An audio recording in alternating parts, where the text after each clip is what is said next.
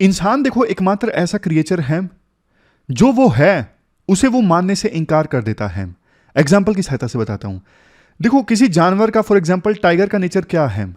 वो शिकार करेगा, खाएगा, आराम करेगा, फिर से शिकार करेगा, खाएगा, आराम करेगा।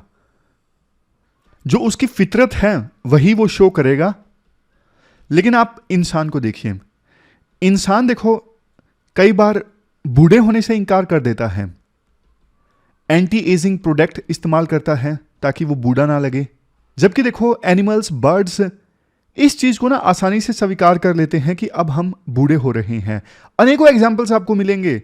जैसे देखो कई बार सोसाइटी के दबाव में इंसान ऐसी ऐसी जॉब कर लेता है, ऐसे ऐसे करियर चूज कर लेता है जिसमें उसको मजा भी नहीं आता, लेकिन हां सोसाइटी से एक्सेप्टेंस हासिल करने के लिए मजबूरी में वो जॉब करता रहता है।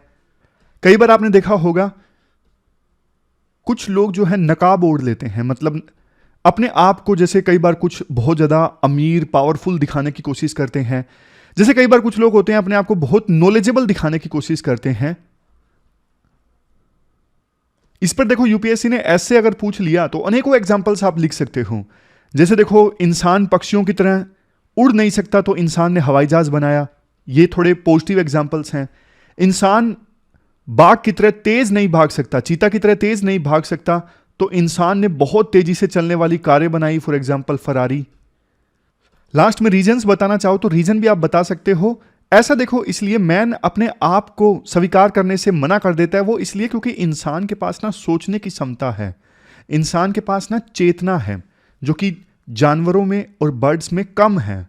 यूं नहीं कह सकते नहीं है, इंसान की अपेक्षाकृत कम है, लेकिन बावजूद इसके कई बार कुछ इंसान ऐसे हैं जो अपनी कंसाइंस को इग्नोर करके काम करते हैं। तभी समाज में इतने घृणित अपराध देखने को मिलते हैं।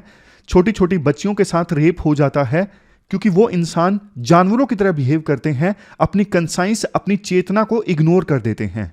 तो ये सारी चीजें आप इस कोड के जवाब में लिख सकते हो। आप अपना व्यू भी बताइए कमेंट बॉक्स में। डिस्कशन स्टार्ट करने से पहले ना एथिक्स का एक एग्जांपल है। बे ऑफ बंगाल में इन्नोर पोर्ट है तमिलनाडु में। यहां पे ना मिचोंग जो साइक्लोन आया था ना, तो ना ऑयल स्पिल हो गया। चेन्नई ऑयल कॉरपोरेशन का ऑफिस था, रिफाइनरी थी, वहां से ऑयल स्पिल हो गया जिसकी वजह से बहुत नुकसान हुआ। इसके बाद तमिलनाडु की सरकार ने कुछ पैकेज अनाउंस किया। अब इसमें इश्यूज क्या हैं? देखो एथिकल प्रिंसिपल्स जो स्टेक में है। हार्म प्रिंसिपल ये कहता है आपकी लिबर्टी देखो तब तक है जब तक कि आप दूसरों को नुकसान ना पहुंचाओ।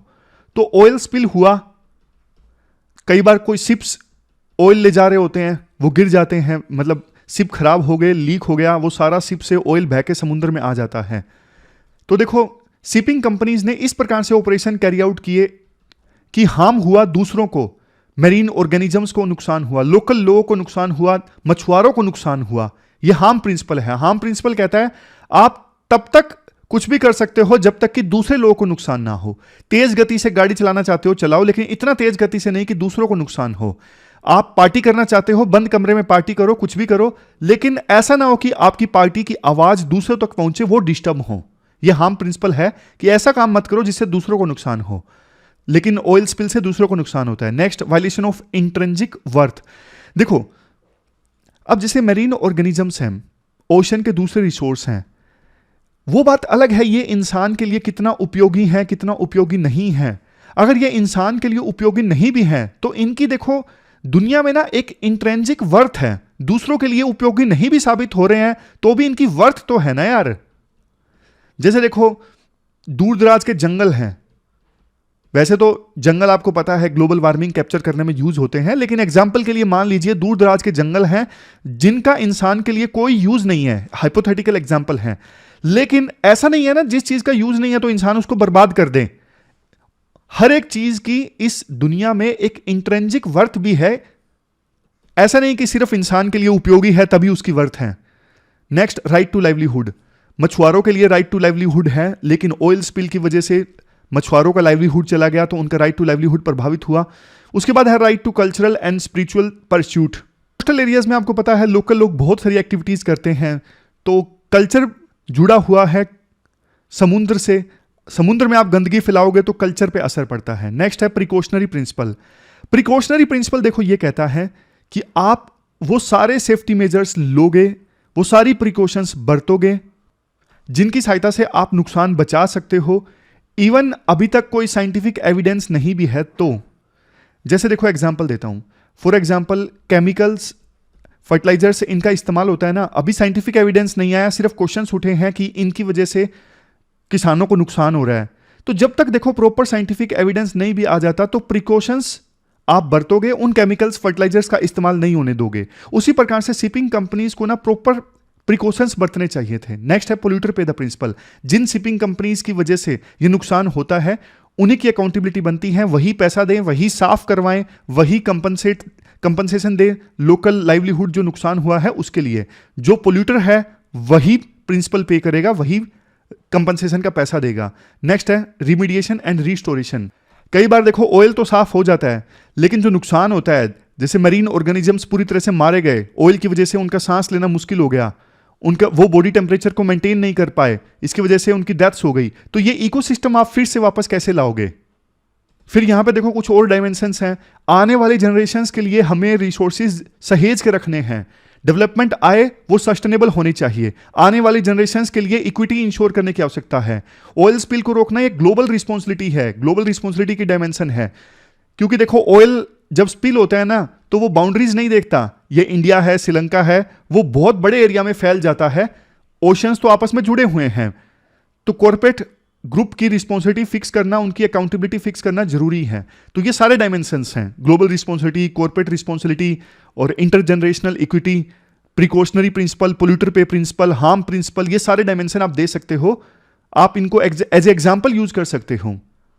इसके बाद देखो डेट आज की 26 दिसंबर है। हिंदू में इंपॉर्टेंट आर्टिकल्स नहीं है, अलग अलग न्यूज़पेपर से आर्टिकल लेंगे, जैसे इंडियन एक्सप्रेस का आर्टिकल टेररिज्म से संबंधित, हिंदुस्तान टाइम्स का आर्टिकल है आज इंडिया फ्रांस रिलेशन से संबंधित, और एक लाइव मिनट का आर्टिकल है क्रेडिट रेटिंग एजेंसीज की वर्किंग से संबंधित।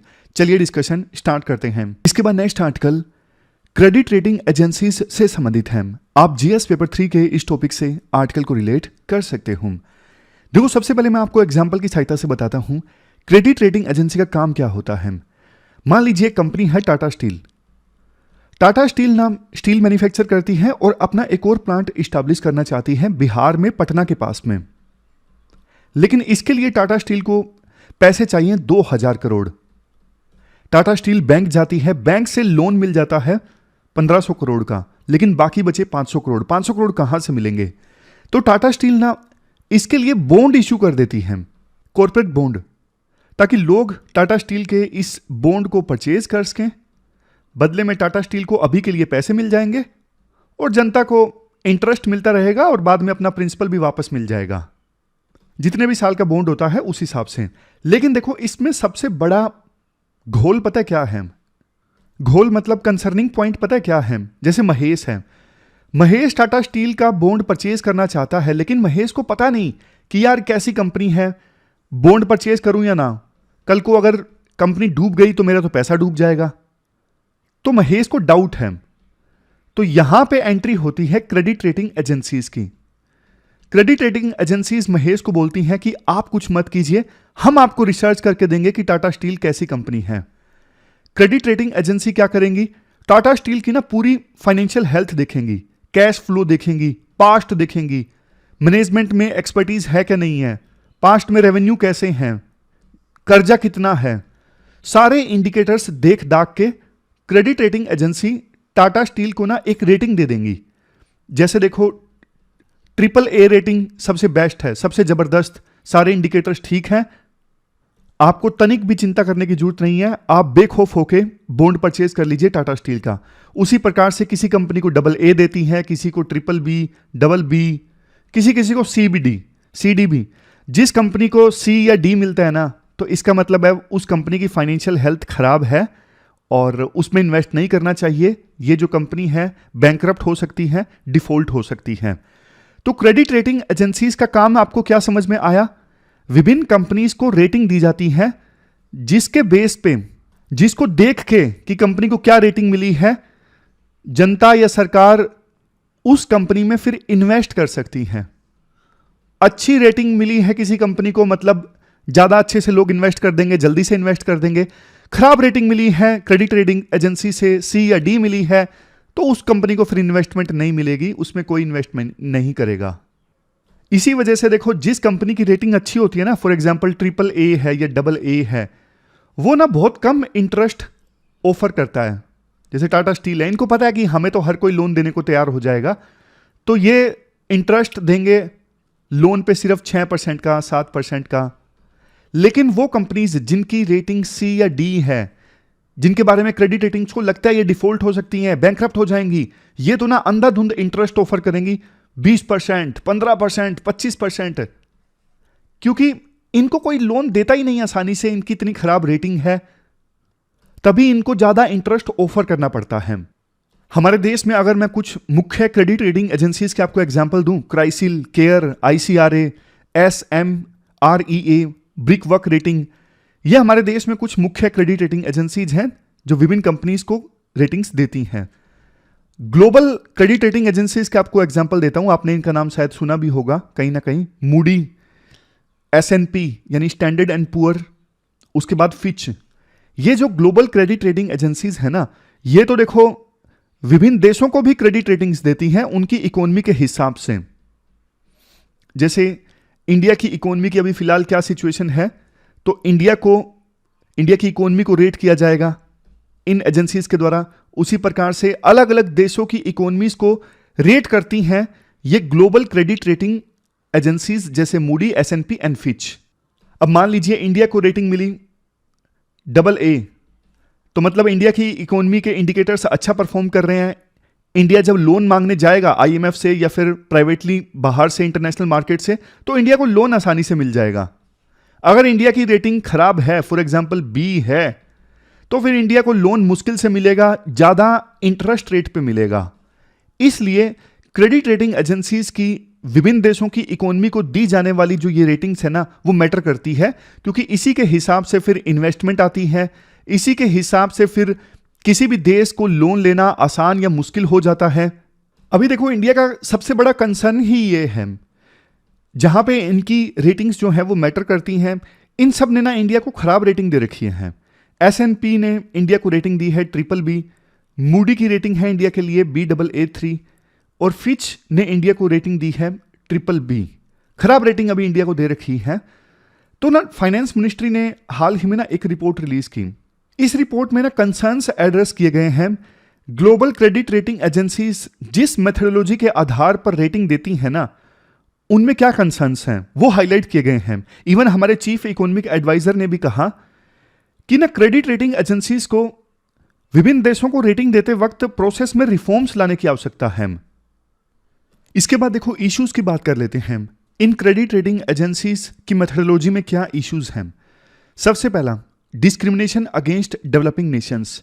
डेवलपिंग नेशंस के साथ में डिस्क्रिमिनेशन होता है। एक छोटा सा एग्जांपल, अब मान लीजिए इंडिया एक डेवलपिंग नेशन है। फिलहाल इंडिया के सरकारी बैंक्स हैं SBI, PNB। अब देखो ये जो सरकारी बैंक्स है ना, ये बहुत सारे वेलफेयर फंक्शंस परफॉर्म करते हैं। कई बार फाइनेंशियल इंक्लूजन को ज्यादा प्रायोरिटी देते हैं बजाय के प्रॉफिट्स के।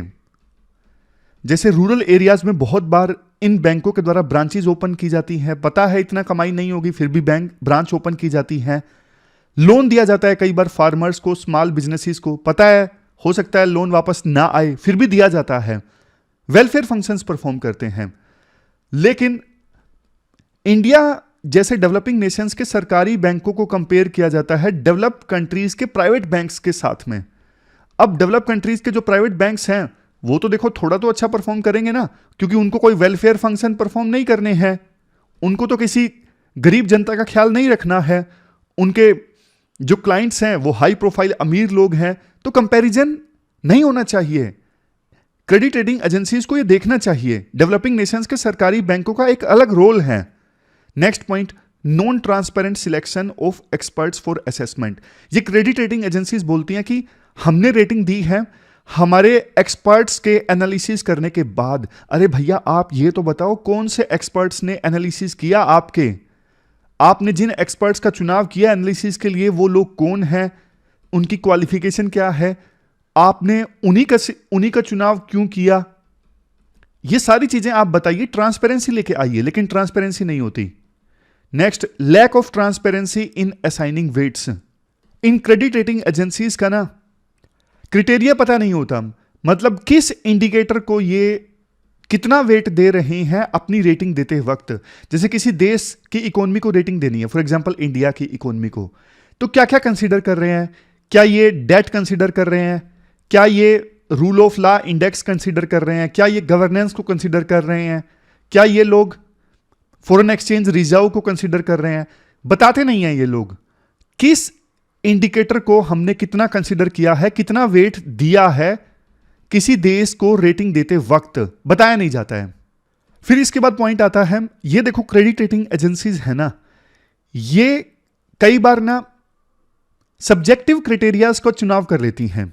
सब्जेक्टिव क्राइटेरियाज जैसे रूल ऑफ लॉ है। अब देखो डेवलपिंग कंट्रीज में जो रूल ऑफ लॉ है ना, कैसा है, गवर्नेंस कैसी है, ये एक सब्जेक्टिव क्राइटेरिया है, ऑब्जेक्टिव क्राइटेरिया नहीं है। मतलब हमारे देश में ओवरऑल गवर्नेंस कैसी है, आप अलग अलग लोगों से पूछोगे, अलग अलग रिप्लाई आएगा। कोई बोलेगा गवर्नेंस अच्छी है, कोई बोलेगा नहीं गवर्नेंस खराब है, तो ये सब्जेक्टिव चीज है। फिर नेक्स्ट पॉइंट है one size fits all approach. अब देखो डेवलपिंग कंट्रीज में ना कई बार ऐसा होता है, जैसे विलेज लेवल पे डिस्प्यूट को रिजोल्व करने का जो मैकेनिज्म है ना, वो यूएसए के लीगल मैकेनिज्म के समान नहीं है। बट इंडिया में विलेज लेवल पे डिस्प्यूट रिजोल्व करने का जो मैकेनिज्म है वो काम करता है, इससे कोर्ट में कम केसेस जाते हैं। लेकिन क्रेडिट रेटिंग एजेंसीज इस चीज को कंसीडर नहीं करेंगी, वो बस इतना मानेंगी कि हमारे देश में लीगल मैकेनिज्म जो है वो यूएस जैसा नहीं है। तो उनको कौन समझाए भैया, हर देश में सिमिलर अप्रोच काम नहीं करती है। हमारे देश के हिसाब से हमारे यहां पर अप्रोच अलग है जो कि हमारे लिए काम करती है, आप यूएसए से क्यों कंपेयर कर रहे हो? नेक्स्ट पॉइंट देखो, ग्लोबली जो क्रेडिट रेटिंग एजेंसीज की इंडस्ट्री है ना, वो 3 एजेंसीज के द्वारा डोमिनेट की जाती है, वही जिनका नाम मैंने आपको बताया, मूडी, एस&पी एंड फिच। जहां इन तीनों की मोनोपोली है पूरे वर्ल्ड में। इंडिया में बहुत सारी क्रेडिट रेटिंग एजेंसीज हैं, तो इतनी सारी क्रेडिट रेटिंग एजेंसीज हैं इंडिया में, उनके बीच में ना कंपटीशन काफी ज्यादा है। और ज्यादा कंपटीशन मतलब काम के लिए ना इंडिया में जो क्रेडिट रेटिंग एजेंसीज हैं वो अपने स्टैंडर्ड्स को भी रिलैक्स कर देती हैं। कोई कंपनी आई, उसको ना रेटिंग चाहिए, तो ना बाकी क्रेडिट रेटिंग एजेंसीज अगर कम रेटिंग दे रही हैं, एक क्रेडिट रेटिंग एजेंसी जिसको काम नहीं मिल रहा है वो बोलेगा आ जाओ यार हमसे ले जाओ, हम आपको बढ़िया रेटिंग दे देंगे, क्योंकि उसके पास काम नहीं था। काम लेने के लिए उसने उस कंपनी को बोल दिया कि आप हमसे करवा लीजिए, हम आपको अच्छी रेटिंग दे देंगे। ये नुकसान होता है बहुत ज्यादा कंपटीशन का, कि ये जो एजेंसीज है ना पैसों के लिए अपने स्टैंडर्ड्स रिलैक्स कर देती हैं, डाइल्यूट कर देती हैं और जानबूझ के अच्छी रेटिंग दे देती हैं काम खींचने के लिए। नेक्स्ट पॉइंट करप्शन से संबंधित है। बहुत बार ये जो क्रेडिट रेटिंग एजेंसीज है ना, पैसा लेकर फर्जी डेटा भी कंसीडर कर लेती हैं अच्छी रेटिंग देने के लिए। कई बार तो ऐसा हो जाता है, आपको हंसी आएगी, लिटरली कई बार ऐसा हो जाता है कि ये क्रेडिट रेटिंग एजेंसी किसी कंपनी को एक दिन पहले तक AAA रेटिंग दे रही थी और अगले ही दिन वो कंपनी बैंकरप्ट हो जाती है। सोच के देखिए, यानी कल तक उस कंपनी को AAA रेटिंग दी जा रही थी और आज वो कंपनी बैंकरप्ट हो गई। इतना खराब कई बार इनका सिस्टम होता है। तो गिफ्ट लेके, पैसा लेके, रिश्वत लेके अच्छी रेटिंग दे दी किसी कंपनी को, ये सब चलता है। और सबसे लास्ट में concerns with issuer page model. मतलब देखो, जिस कंपनी को रेटिंग हासिल करनी है ना, जिस कंपनी को एसेस किया जा रहा है रेटिंग्स के लिए, वही कंपनी पैसा देती है क्योंकि उसी को जरूरत है। फॉर एग्जांपल टाटा स्टील है, टाटा स्टील को अपनी कंपनी के लिए रेटिंग चाहिए, तो टाटा स्टील ही पैसा देगी फॉर एग्जांपल मूडी को कि आप हमारी कंपनी को रेट कर दीजिए। तो यहां पे कन्फ्लिक्ट ऑफ इंटरेस्ट है ना, टाटा स्टील ही पैसा दे रही है रेटिंग लेने के लिए मूडी को, तो मूडी फिर अच्छी रेटिंग दे देगी टाटा स्टील को क्योंकि टाटा स्टील ही पैसा दे रही है। लास्ट में वे फॉरवर्ड की बात आती है। सबसे पहले देखो, क्रेडिट रेटिंग एजेंसीज की वर्किंग में ट्रांसपेरेंसी आनी चाहिए। इनको बताना चाहिए साफ साफ किसी देश की इकोनॉमी को रेट करते वक्त हम कौन कौन से इंडिकेटर्स को कंसीडर कर रहे हैं, कितना वेटेज दे रहे हैं, कौन से हम एक्सपर्ट्स का हमने सिलेक्ट किया, क्यों सिलेक्ट किया एनालिसिस के लिए, सब कुछ ट्रांसपेरेंटली बताना चाहिए इन कंपनीज को। Next, regulatory strengthening. देखो अभी ना हमारे देश में कहीं कहीं पर एसबीआई रेगुलेट करती है इन क्रेडिट रेटिंग एजेंसीज को और कहीं कहीं आरबीआई। तो इन एजेंसीज को ना रेगुलेट करने के लिए एक सिंगल रेगुलेटर बना दो, डेडिकेटेड रेगुलेटर, जिसका काम हो इन एजेंसीज को रेगुलेट करना। चाहे रेगुलेटर को आरबीआई या सेबी की एक स्पेशलाइज्ड डिवीजन के तौर पे बनाया जा सकता है, लेकिन डेडिकेटेड रेगुलेटर बनाओ। नेक्स्ट है rotation of credit rating agency. अब देखो होता क्या है, बहुत बार ना कई कई companies, for example Tata steel, Reliance industries, ये 22 25 सालों से सेम ही क्रेडिट रेटिंग एजेंसी से रेटिंग ले रही हैं। तो ना रोटेट होती रहनी चाहिए। नियम सरकार को लाना चाहिए कि ये जो कंपनीज हैं हर 3 साल बाद अपनी क्रेडिट रेटिंग एजेंसी को चेंज करेंगे, जिससे कि एक नया व्यू भी सामने आ सके। ऐसा होना चाहिए। ऐसा ना हो कि एक के साथ सेटिंग हो गई तो 25-30 साल उसी क्रेडिट रेटिंग एजेंसी के साथ सेटिंग है और वो एजेंसी हर बार अच्छी ही रेटिंग देती है उस कंपनी को। ऐसा नहीं होना चाहिए। और सबसे लास्ट में ये जो कन्फ्लिक्ट ऑफ इंटरेस्ट है ना, कि जो कंपनी रेटिंग हासिल करना चाहती है वही पैसा दे रही है एजेंसी को, इस मॉडल में फेरबदल होना चाहिए। अल्टरनेटिव पेमेंट मॉडल होना चाहिए इन एजेंसीज के लिए, ताकि कन्फ्लिक्ट ऑफ इंटरेस्ट ना हो। तो ये पूरा आर्टिकल हमने डिस्कस किया। अब चलते हैं आगे। इसके बाद देखो अगला आर्टिकल इंडिया फ्रांस रिलेशंस से संबंधित है। आप जीएस पेपर सेकंड के इस टॉपिक से आर्टिकल को रिलेट कर सकते हो।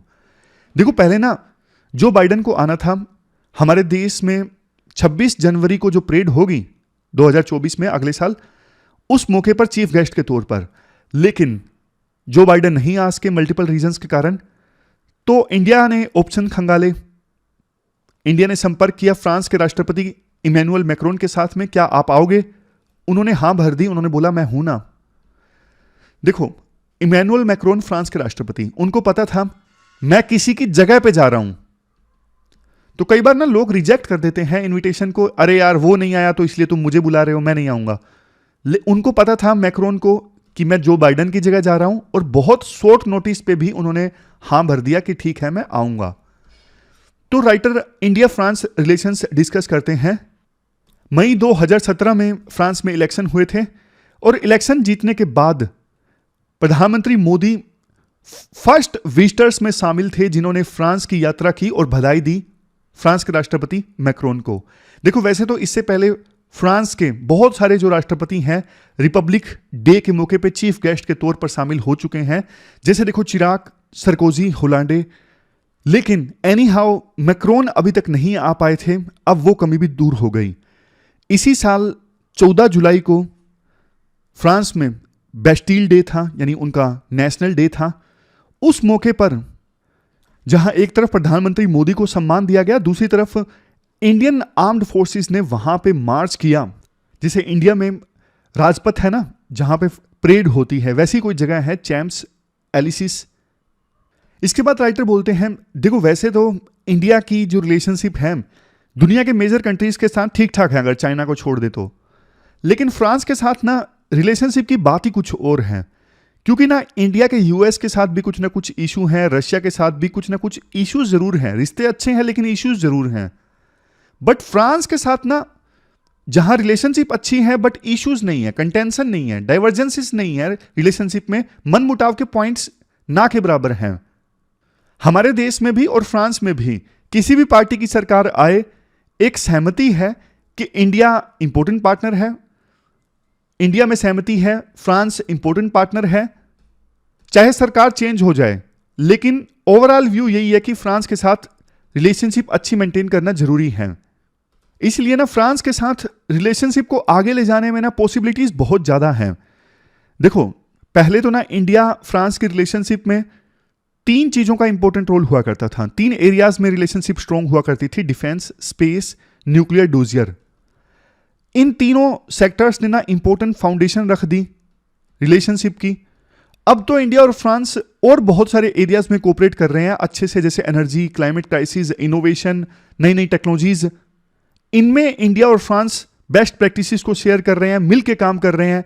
डिफेंस और स्पेस तो देखो आगे भी इंपॉर्टेंट रहेगा, लेकिन अब ना डिफेंस में यह होना चाहिए कि इंडिया और फ्रांस मिल के डिफेंस इक्विपमेंट्स को डिजाइन करें, मिल के प्रोडक्शन करें। जैसे देखो यूएई है, यूएई के साथ दोनों के रिश्ते अच्छे हैं, फ्रांस के भी और इंडिया के भी, तीनों भी मिलकर काम कर सकते हैं, ट्राइलेटरल कोऑपरेशन हो सकता है। ऐसा भी हो सकता है देखो पॉसिबिलिटी कि राफेल इंडिया में प्रोड्यूस हो, इंडिया में मैन्युफैक्चर हो, ना सिर्फ इंडियन मार्केट के लिए बल्कि इजिप्ट, यूएई, कतर, ये देश भी अगर परचेज करना चाहते हैं राफेल तो उसके लिए मैन्युफैक्चरिंग इंडिया में हो सकती है। इसके लिए इंडिया फ्रांस मिलकर काम कर सकते हैं। जो लोग बिगनर हैं उनको बता दूं राफेल क्या है। राफेल देखो ये फाइटर जेट है, जो 36 फाइटर जेट इंडिया ने फ्रांस से परचेज किए, फ्रांस इनको मैन्युफैक्चर करता है। तो राइटर पॉइंट ये दे रहे हैं कि ये फाइटर जेट इंडिया में भी मैन्युफैक्चर होने चाहिए, ना सिर्फ इंडिया की मार्केट के लिए बल्कि दूसरे देशों के लिए भी। इसके बाद नेक्स्ट पॉइंट, जब देखो इंडिया और फ्रांस की स्ट्रेटेजिक पार्टनरशिप को साइन हुए 25 साल पूरे हो गए थे ना, तो एक डॉक्यूमेंट रिलीज हुआ था होराइजन 2047। इस डॉक्यूमेंट में ना स्पेस पे बहुत फोकस किया गया, कैसे दोनों देश आपस में कोऑपरेट करेंगे स्पेस में एक्सेस को लेके, स्पेस टेक्नोलॉजीज को लेके, स्पेस टेक्नोलॉजीज की एप्लीकेशंस को लेके। इवन देखो दोनों देशों के बीच में रेगुलर बेसिस पे स्ट्रेटेजिक स्पेस डायलॉग होता है, ये भी डिसाइड हो चुका है। नेक्स्ट पॉइंट, देखो फ्रांस जो है वो इंडियन ओशन में ना एक रेजिडेंट पावर है। रेजिडेंट पावर मतलब इंडियन ओशन में ना फ्रांस के कुछ आइलैंड्स हैं, जैसे रीयूनियन है, फ्रांस के आइलैंड्स हैं।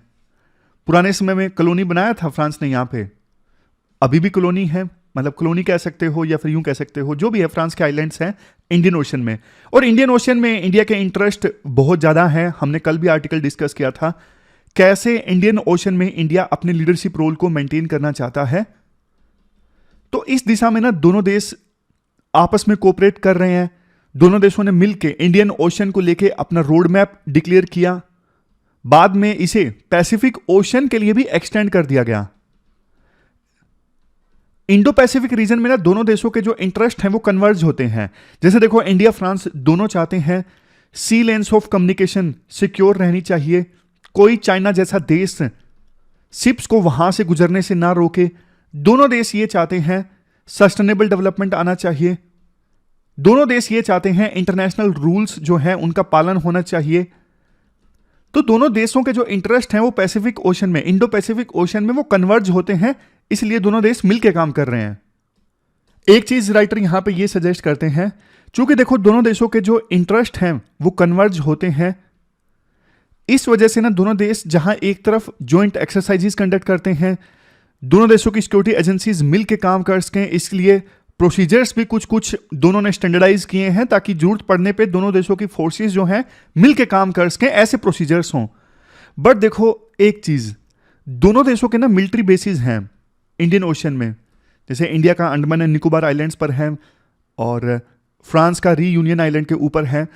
तो ना दोनों देश एक दूसरे के मिलिट्री एसेट्स को यूज करें, ऐसा प्रोविजन होना चाहिए। इससे दोनों देश जो अपने ऑब्जेक्टिव्स है ना इंडो पैसिफिक रीजन में वो और अच्छे से अचीव कर सकते हैं। फिर साइबर सिक्योरिटी की बात की जाती है। दोनों देशों ने मिलकर साइबर सिक्योरिटी के लिए भी एक रोड मैप तैयार किया है।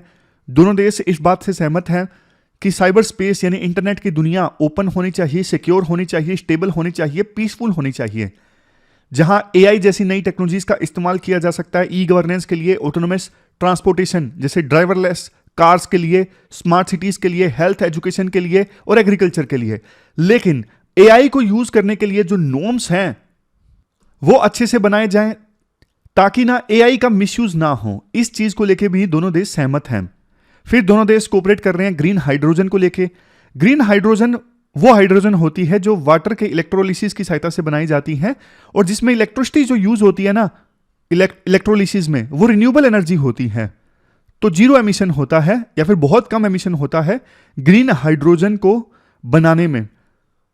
साफ सुथरा एनर्जी का सोर्स है, तो दोनों देश कोलैबोरेट कर रहे हैं ग्रीन हाइड्रोजन जैसी एनर्जी सोर्सेज के लिए और दूसरी फ्रंटियर यानी कटिंग एज टेक्नोलॉजीज में भी। ना सिर्फ देखो टेक्नोलॉजीज की डेवलपमेंट में कोऑपरेट कर रहे हैं बल्कि टेक्नोलॉजी के यूज को लेके क्या नॉर्म्स होने चाहिए, क्या रूल्स होने चाहिए वर्ल्ड में, क्या वैल्यूज होनी चाहिए, उनको शेप करने में भी दोनों देश मिलकर काम कर रहे हैं। फिर लास्ट में देखो ये बात बोली जाती है कि दोनों देशों के बीच में ना एक अच्छी खास बात ये है, दोनों देश ना स्ट्रेटेजिक ऑटोनॉमी चाहते हैं। जैसे इंडिया भी नहीं चाहता यूएसए जैसा कोई देश हमारे फॉरेन पॉलिसी संबंधित मामलों में इंटरफेयर करें। इंडिया अपने फैसले खुद लेना चाहता है। उसी प्रकार से फ्रांस भी यही चाहता है कि कोई दूसरा major country, for example USA, हमें ना सिखाए, हम अपने आप से अपने फैसले लेंगे। नेक्स्ट चीज, दोनों देश ना एक दूसरे के इंटरनल अफेयर्स में इंटरफेयर नहीं करते। फ्रांस इंडिया के अंदरूनी मामलों पर नहीं बोलता, इंडिया फ्रांस के अंदरूनी मामलों पर नहीं बोलता। फ्रांस इंडिया को पिछले काफी सालों से सपोर्ट करता आया है। जैसे 1998 में न्यूक्लियर एक्सपेरिमेंट किया था, उस समय फ्रांस ने इंडिया को सपोर्ट किया था। उसके बाद मल्टीपल फोरम्स पर फ्रांस ने इंडिया को सपोर्ट किया है। अलग अलग एजेंसीज में, फॉर एग्जांपल यूएन की सिक्योरिटी काउंसिल में इंडिया की परमानेंट मेंबरशिप को फ्रांस ने सपोर्ट किया है। तो यही जो सपोर्ट है, इसने रिश्तों को और ज्यादा मजबूत बनाया है। तो ये पूरा आर्टिकल हमने डिस्कस किया इंडिया फ्रांस रिलेशनशिप से संबंधित। चलते हैं आगे। इसके बाद देखो नेक्स्ट आर्टिकल है सैयद अता हसनैन का। आर्मी में काम कर चुके हैं, टेररिज्म, कश्मीर, इन सब इश्यूज पे काफी लिखते हैं। देखो एक क्वेश्चन अभी जो बार बार पूछा जा रहा है, जम्मू एंड कश्मीर के पुंछ राजौरी रीजन में ना टेररिज्म बढ़ गया है। इस रीजन में पहले कश्मीर में ज्यादा हुआ करता था, जैसे बुड़गाम, शोपियम, पुलवामा, यहां पे, लेकिन अब ना राजौरी पुंछ रीजन में एकदम से टेररिस्ट की एक्टिविटीज बढ़ गई हैं। काफी सारे अटैक्स हुए हैं। पिछले हफ्ते की बात है, कन्वॉय पे हमला कर दिया, 4 जो आर्मी के जवान हैं वो शहीद हो गए। और वेरी अनफॉर्चुनेट, बहुत ही ज्यादा अनफॉर्चुनेट, इस इंसिडेंट के बाद जांच में 3 सिविलियंस की भी डेथ हो गई। बाद में इसके लिए आर्मी ने कहा कि हम इन्वेस्टिगेशन कर रहे हैं, सिविलियंस की जांच कैसे हुई। सरकार ने उन सिविलियंस को कंपनसेशन देने की बात कही है और रिश्ते में किसी को सरकारी नौकरी देने की बात कही है। देखो सिविलियंस की जान जब जाती है ना, वो भी एजेंसीज के हाथों, तो इससे डिस्ट्रस्ट काफी ज्यादा बढ़ जाता है।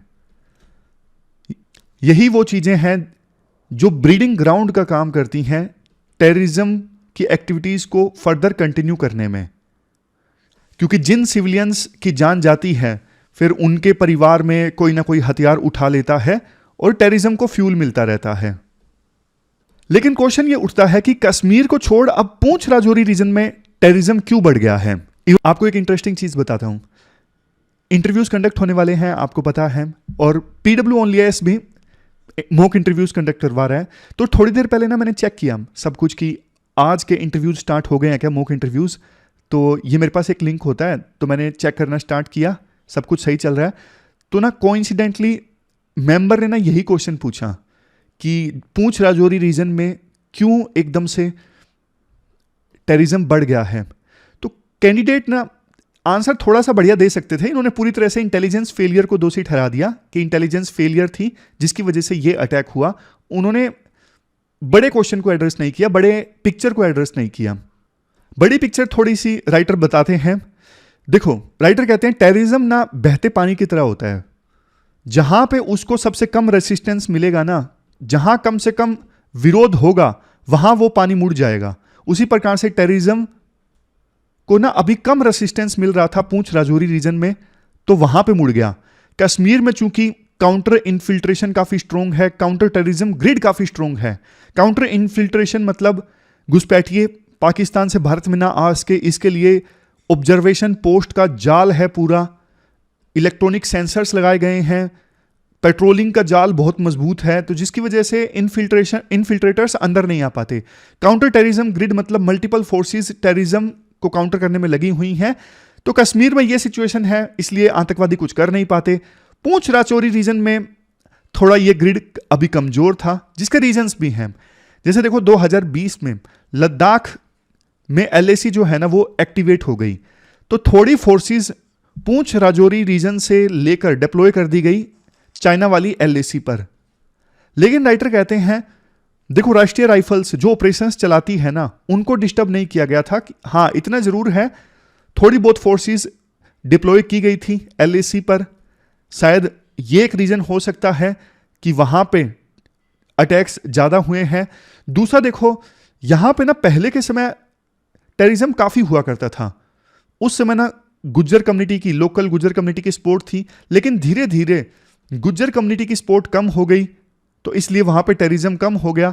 बट अब ना कुछ एक्सपर्ट्स ये बोल रहे हैं कि लोकल गुज्जर कम्युनिटी में ना अभी थोड़ी बहुत नाराजगी है कुछ इश्यूज को लेके सरकार के साथ में, जिसकी वजह से ना कुछ लोग ऐसे हैं शायद वो टेररिस्ट का साथ दे रहे हैं, इसी वजह से टेररिस्ट जो है ना यहाँ पे एक्टिविटीज आसानी से कर पा रहे हैं। तो राइटर कहते हैं लोकल अगर चुनिंदा लोगों में भी नाराजगी है ना उसे दूर करने की आवश्यकता है, जैसा कि पहले किया गया था। फिर नेक्स्ट रीजन ये है, देखो कश्मीर को लेके अभी जजमेंट आ गया सुप्रीम कोर्ट से, पाकिस्तान कैसे ना कैसे करके कश्मीर के इशू को ना रिवाइव करना चाहता है, एक्टिवेट रखना चाहता है। उस वजह से भी पाकिस्तान अपने प्रोक्सीज को भेजता रहता है अटैक करने के लिए ताकि ये इशू एक्टिवेट रहे। तो कैंडिडेट ने जो आंसर दिया ना पूरी तरह से इंटेलिजेंस की फेलियर है।